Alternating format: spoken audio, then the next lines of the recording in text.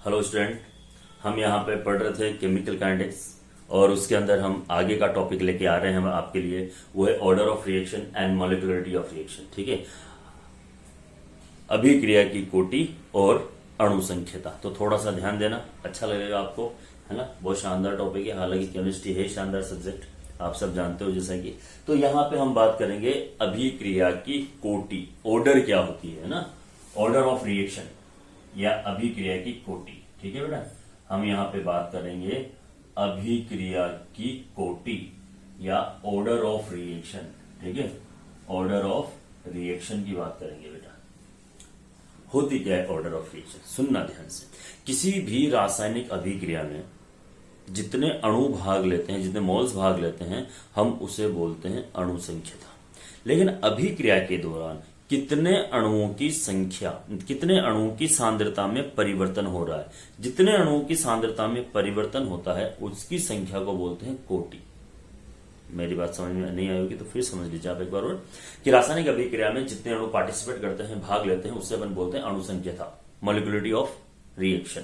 और जितने अणुओं की सांद्रता में परिवर्तन होता है उसकी संख्या को हम बोलते हैं अभिक्रिया की कोटि। जैसे एग्जांपल मैंने पहले भी दिया था, मैं फिर समझा देता हूं कि माना कि क्लास के अंदर 100 बच्चे बैठे हुए हैं और 100 बच्चों को एक मास्टर पढ़ा रहा है, लेकिन समझ में 70 बच्चों को आ रहा है, 30 बच्चों को नहीं आ रहा।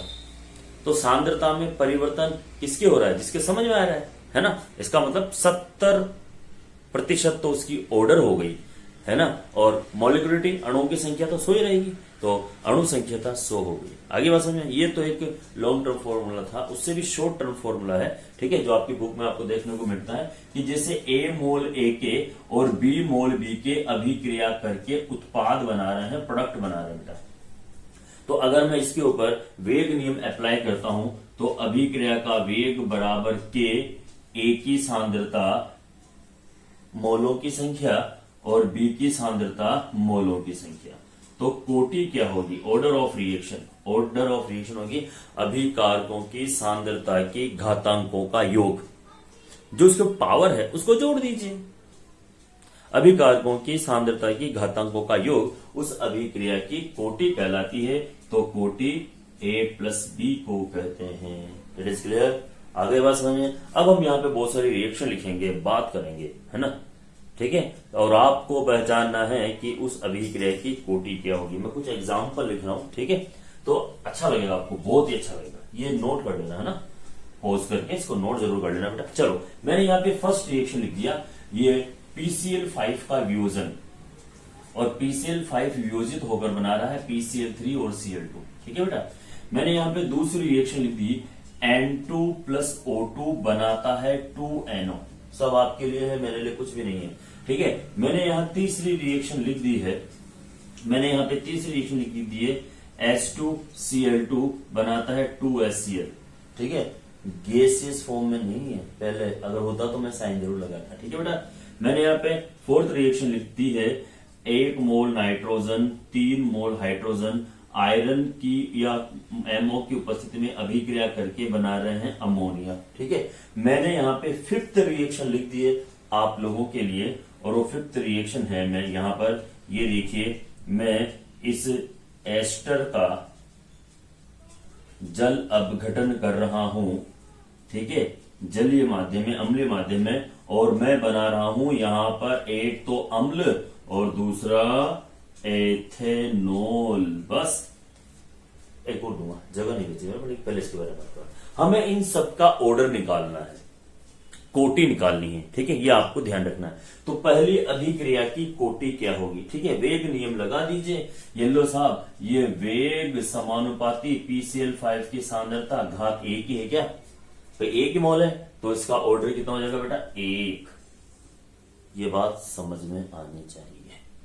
ऑर्डर कितना हो गया बेटा, 1 हो गया। ठीक है। अच्छा जी, इसका ऑर्डर देखिए, इसका ऑर्डर देखिए, इसका ऑर्डर कितना हो जाएगा, अभिक्रिया का वेग समानुपाती N2 की सांद्रता मोलों की संख्या, और N2 की सांद्रता मोलों की संख्या, O2 की सांद्रता मोलों की संख्या। ऑर्डर कितना हो गया बेटा, 2। इसको देखिए, H और Cl है, ठीक है, ऑर्डर कितना हो जाएगा, 2। इसका ऑर्डर आपको थोड़ा देखना है। देखो मैं यहां लिख रहा हूं ये भी गैसियस फॉर्म में है, ये भी गैसियस फॉर्म में है ना, ये लिखा हुआ होगा आपको, ठीक है।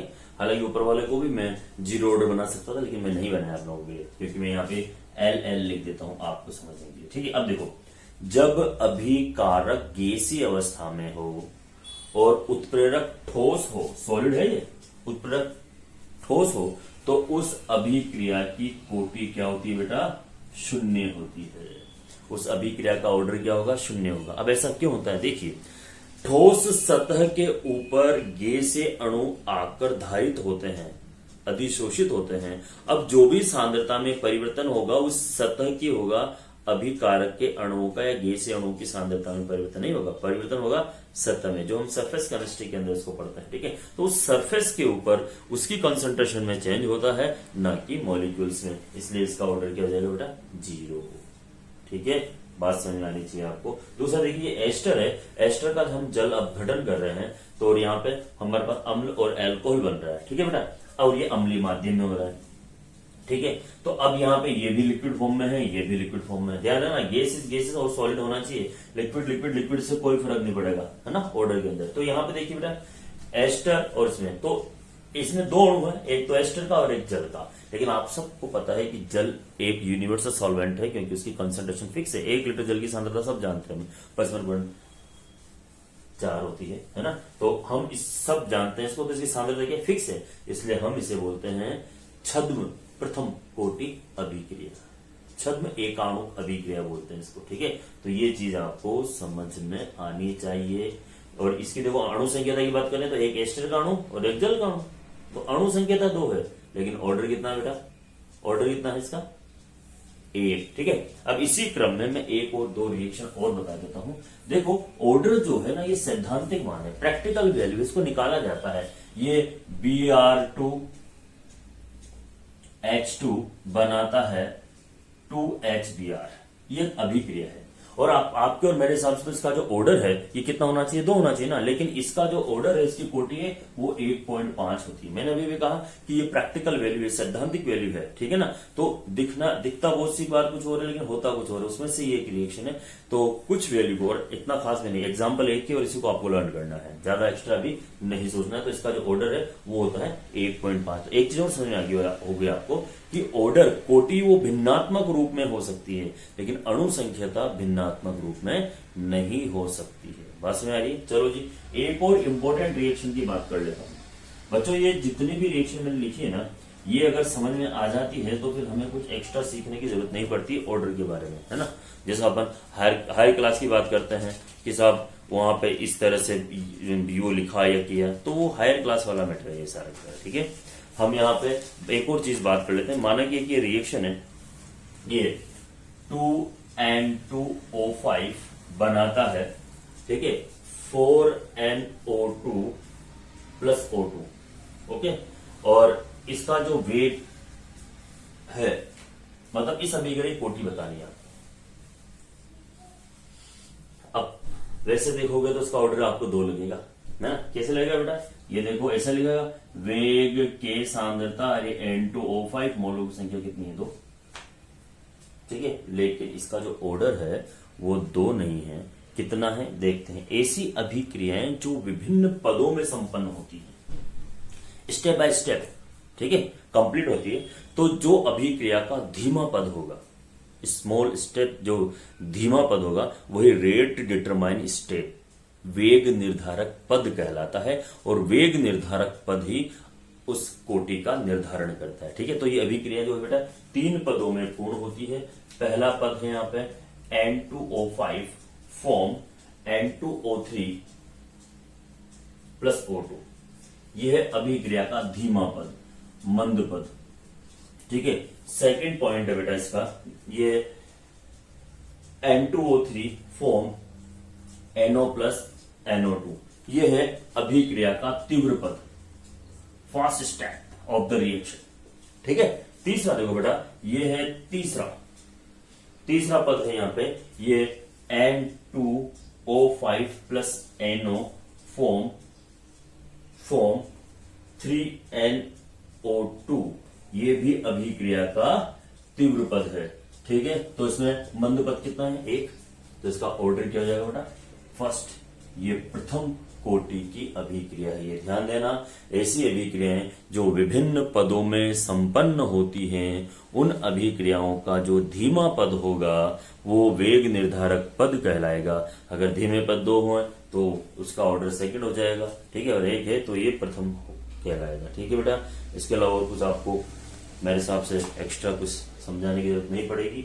ऑर्डर का एक क्वेश्चन आ जाता है, न्यूमेरिकल भी है बहुत सारे, ठीक है, और न्यूमेरिकल में मैं जैसे एक ही चीज बता देता हूं आपको कि एक अभिक्रिया आपको दी हुई है साहब, ये लो एक अभिक्रिया है, अभिक्रिया में दिया हुआ है वेग बराबर के ए की सांद्रता 1/2 और बी की सांद्रता 3/2, तो अभिक्रिया की कोटि बनाओ, घातांकों का योग, सांद्रता की घातांकों का योग उस अभिक्रिया का ऑर्डर या कोटि कहलाती है बेटा। तो ये चीजें आप इजी वे में निकाल सकते हो। आपकी बुक के अंदर ऐसे बहुत सारे न्यूमेरिकल्स दिए हुए हैं, ठीक है, तो आप न्यूमेरिकल को सॉल्व कर सकते हो। अब हम यहाँ पे बात करेंगे अभिक्रिया के वेग को प्रभावित करने वाले कारक कौन कौन से फैक्टर हैं जो अफेक्ट करते हैं, प्रभावित करते हैं अभिक्रिया के वेग को। इसको आप जितना सुनोगे समझोगे उतना अच्छा लगेगा। अभिक्रिया के वेग को प्रभावित करने वाले कारक, तो पहले हेडिंग डाल लीजिए बेटा, यहां पे हम लिखेंगे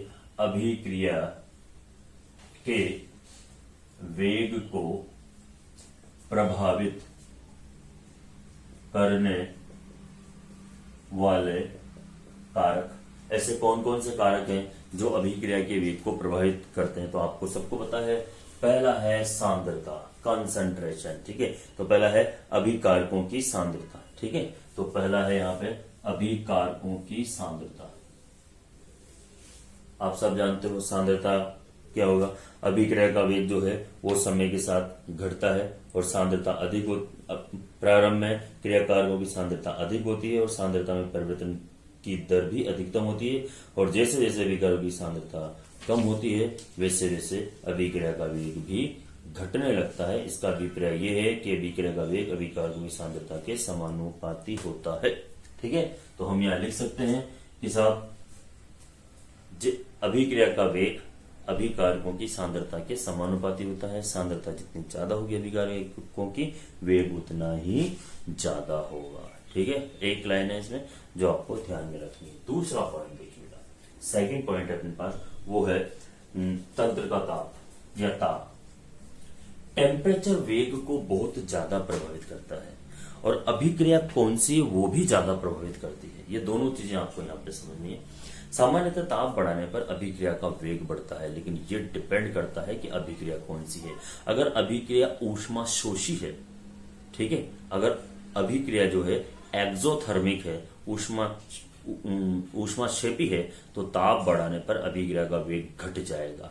यदि अभिक्रिया ऊष्मा शोषी है, ठीक है, तो ताप बढ़ाने पर अभिक्रिया का वेग बढ़ जाता है। अब दोनों चीजों को मैं एक्सप्लेन करता हूं आपके सामने। देखिए, आप पानी के अंदर चीनी घोलो और बाहर से जब पात्र को, गिलास को या जग को टच करोगे तो वो आपको ठंडा फील होगा। देखना, आप घर पे यूज करना। क्यों होगा बेटा ऐसा? क्योंकि जो वो चीनी घुल रही है वो अभिक्रिया है ऊष्मा शोषी, तो पात्र की दीवार से ऊष्मा अवशोषित करती है, इसलिए पात्र ठंडा हो जाता है, ठीक है। अब उसको गर्म कर दो, गर्म करते क्या होगा, चीनी जल्दी घुल जाएगी। ये प्रक्रिया आपने देखी हुई है, ठीक। अब मैं दूसरी बात करता हूँ। आपने देखा होगा दिवाली के टाइम पे अपन चूना वगैरह लाते हैं, बाल्टी में डालते हैं तो उबलने लग जाता है ना, या चूने के ऊपर पानी डालेंगे तो वो हीट निकलती है। तो जिस अभिक्रिया में ऊष्मा का उत्सर्जन होता है वो अभिक्रिया कहलाती है ऊष्माक्षेपी, और ऊष्माक्षेपी अभिक्रियाओं का ताप बढ़ाने पर अभिक्रिया का वेग घट जाता है, ठीक है। किंतु सामान्य परिस्थिति की अगर मैं यहाँ पे बात करता हूं आप लोगों से, तो ताप बढ़ाने पर अभिक्रिया का वेग बढ़ता है, किंतु ताप में अगर हम 10 डिग्री सेल्सियस की वृद्धि कर दें तो अभिक्रिया का वेग दुगने से तिगुना बढ़ जाता है, ठीक है। और हम इसे टेम्परेचर कोफिशिएंट के नाम से भी जानते हैं, इसके बारे में हम आगे बात करने वाले हैं, ठीक है बेटा। तो ताप बढ़ाने पर अभिक्रिया का जो वेग है वो बढ़ता है। सामान्यतः ताप 10 डिग्री सेल्सियस इंक्रीज कर दें तो अभिक्रिया का वेग दुगने से तिगुना बढ़ जाता है, ठीक है बेटा। तीसरा पॉइंट है मेरे पास यहाँ पर, वो है बंध की प्रकृति, है ना, अभिकारकों एवं उत्पादों की प्रकृति। अभिकारकों व उत्पादों की प्रकृति। ये प्रकृति का मतलब क्या है ये समझ लीजिए आप। तो किसी भी रासायनिक अभिक्रिया में नए बंध टूटते हैं और बनते हैं। बंध कितना फास्ट या जल्दी टूटेगा वो डिपेंड करेगा उस बंध के नेचर या प्रकृति के ऊपर। अब बस में अगर आयनिक बॉन्ड है तो जल्दी टूटेगा, सहसंयोजक बॉन्ड है तो बहुत धीमे से टूटेगा, ठीक है। और बंध के टूटने और बनने पर ही ऊष्मा का उत्सर्जन होता है, ठीक है। बात में आ गई बात समझे। तो किसी भी रासायनिक अभिक्रिया में पुराने बंध टूटते हैं और नए बंध बनते हैं, और बंध के टूटने और बनने के कारण ही रासायनिक अभिक्रिया होती है। और कितनी फास्ट होगी मतलब वेग कितना बढ़ेगा वो डिपेंड करता है उस बंध की प्रकृति के ऊपर। आयनिक बंध जल्दी से टूटेंगे, जल्दी से बनेंगे, ठीक है। तो आयनिक अभिक्रियाएं तीव्र गति से होंगी। सहसंयोजक बंध आराम से टूटेंगे, स्लोली और आराम से बनेंगे, तो उसकी वेग जो है वो अपेक्षाकृत कम होगा। यहाँ पे हमें एक एग्जाम्पल भी दिया हुआ है। एग्जाम्पल देखते हैं यहाँ पे 2NO अभिक्रिया करता है ऑक्सीजन से और ये बनाता है यहाँ पर 4 होगा, है ना, 2NO2, ओके। और दूसरा दिया हुआ है हमारे पास यहाँ पे 2CO अभिक्रिया करता है ऑक्सीजन से और ये बनाता है 2CO2। ये अभिक्रिया है ये तीव्र गति से होगी, ये अभिक्रिया है ये मंद गति से होगी, क्योंकि नाइट्रोजन और ऑक्सीजन का जो बॉन्ड है ये पोलर ज्यादा होगा और ये जो कार्बन वाला बॉन्ड है ये कम पोलर होगा या अध्रुवीय होगा, इस कारण से। आगे बात समझिए बेटा। नेक्स्ट है उत्प्रेरक का प्रभाव, इफेक्ट ऑफ कैटलिस्ट। मैं उत्प्रेरक की बात करता हूं आप लोगों से, है ना। उत्प्रेरक होते क्या है? वे पदार्थ जो रासायनिक अभिक्रिया के वेग को परिवर्तित कर देते हैं, चेंज करते हैं। वे पदार्थ जो रासायनिक अभिक्रिया के वेग को परिवर्तित करते हैं, है ना, उत्प्रेरक कहलाते हैं।